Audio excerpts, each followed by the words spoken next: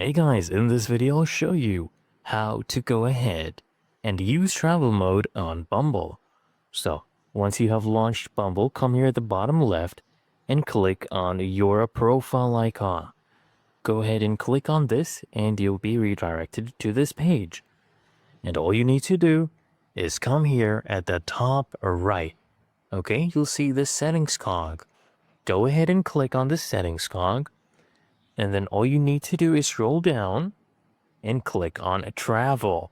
Okay, so we'll be basically changing our location to connect with people in other locations. Okay, so this is travel mode. So when we're heading to a new city, even before we actually head there, you can do this in advance and link up with people from there, make some connections. Okay, get some likes. And then when you reach there, you probably have some dates set up. So you just come here, click on use travel mode and enter where you're traveling to. Let's say you're traveling to Sydney, Australia, and then go ahead and pay for the premium subscription on Bumble. Okay, and then you'll have access to travel mode. Really that easy and simple.